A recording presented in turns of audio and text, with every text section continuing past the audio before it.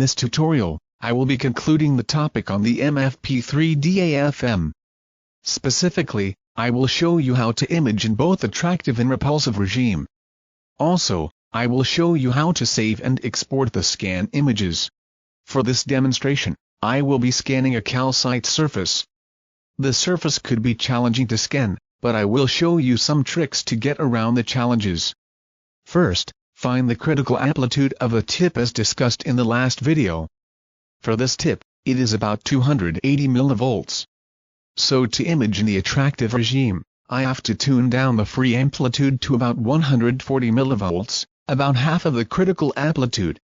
Also, ensure that the set point is about 80% of the free amplitude. I will adjust it to 115 mV.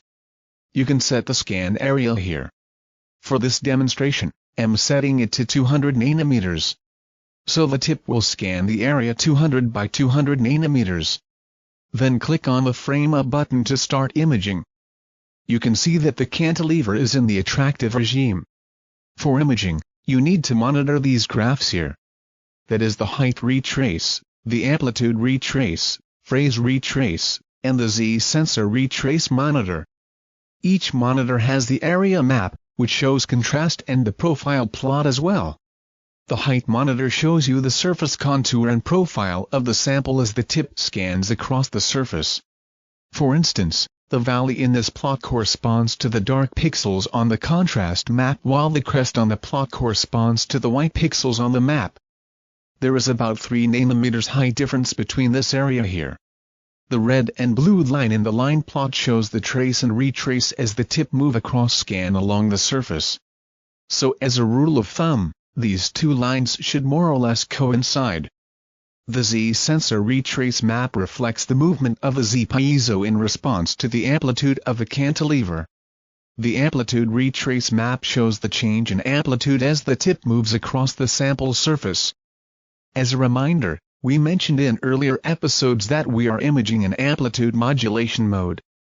This means that the amplitude map should show no contrast as the tip scans the surface area. This is because ideally, the Z-piezo should adjust its height to keep the amplitude constant to the set point amplitude. If you noticed contrast in the amplitude retrace map, you might have to re-prepare your sample or repeat the calibration processes. Lastly is the phase retrace map. This map is used to monitor the chemistry on a sample surface. Surface with the same chemistry will show no contrast while the presence of contrast in the map shows different chemistry. Hence different materials. Let us get back to the imaging process. When I click the Frame Up button, I noticed the trace and retrace lines did not coincide. So I reduced the integral gain located in the menu panel. I keep playing with this value until the lines appear to coincide more or less. Sometimes you might have to reduce the value of the set point a bit to get the two lines to coincide while imaging. Also, make sure that the amplitude map is uniform, that is no contrast. I would like to emphasize that the contrast noticed here on the phase map is not due to different in surface chemistry as we discussed earlier on. I know this because it appears around the same area as the height map here. So this is due to artifacts on the sample surface. However, it would have been a different case if the map appears like this. In this case, the contrast is due to chemistry because when I compared the corresponding region in the height map, I see no contrast here in the height map. To image in the repulsive regime, increase the free amplitude about 3 times the critical amplitude. Adjust the set point as appropriate. Follow the same procedure to adjust the integral gain or set point as discussed earlier for the attractive regime if necessary. You can see that the cantilever is in the repulsive regime. Finally, to export your images, click on the AFM Analysis tab here. Then click on the Browse Save Data. Then on this folder icon here, click on the Browse tab. Find the Save Image and click on it. The GUI here saves all the map. You can change the color by clicking on the Color Map drop-down menu here and select the appropriate color.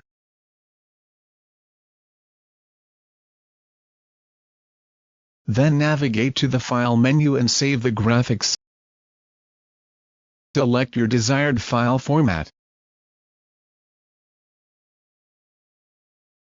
You can change the name, then click in the Do It tab here.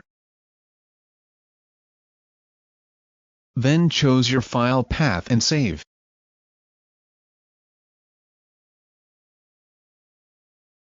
You can also click on the Analysis panel here, the Section tab, the Draw tab, and draw a line across the height map to get the profile plot.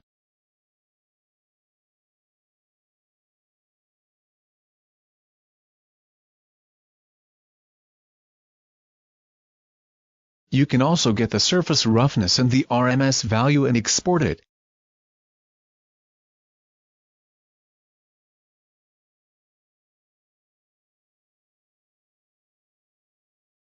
To export the 3D map, click on the 3D icon here. You can rotate the view by holding down the middle button.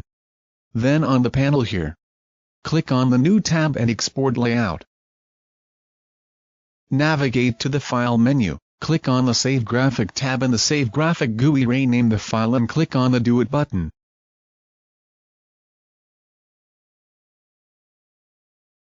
Your file should now be in your chosen directory or in the document folder on the systems. This concludes the lesson 1 on the MFP-3D AFM.